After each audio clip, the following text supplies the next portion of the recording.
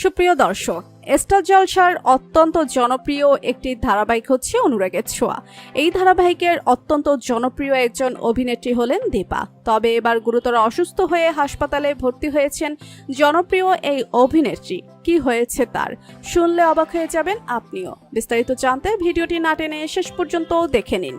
বর্তমান সময়ে স্টার জলসার জনপ্রিয় একটি ধারাবাহিক হচ্ছে অনুরাগের ছোঁয়া।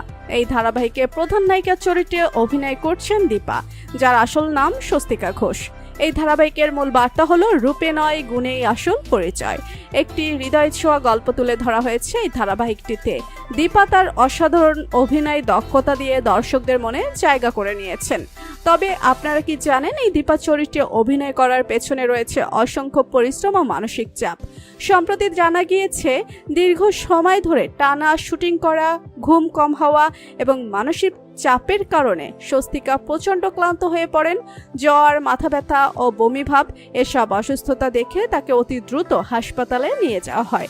ডাক্তার দীপাকে দেখার পর কয়েকদিনের জন্য বিশ্রাম নিতে বলেন। গোপন সূত্রে জানা গিয়েছে, স্বস্তিকা রাতের পর রাত জেগে শুটিং করে এতটাই মানসিক চাপে ছিলেন যে অবশেষে তার শরীর খারাপ হয়ে যায়। তবে চিন্তার কিছু নেই, চিকিৎসকদের পরামর্শে বর্তমানে বিশ্রামে রয়েছেন তিনি। দর্শকেরা তার সুস্থতা কামনা করছেন, আর আমরা সকলেই আশায় আছি অতি শীঘ্রই আবার পর্দায় ফিরে আসবেন দীপা, আর সেই রচনা সুলভ হাসি আর অনবদ্য অভিনয় নিয়ে। আপনারা সবাই দীপার জন্য দোয়া করবেন যেন তিনি অতি তাড়াতাড়ি সুস্থ হয়ে ওঠেন।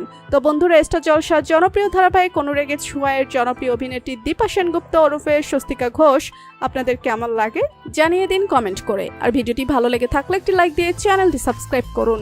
ধন্যবাদ।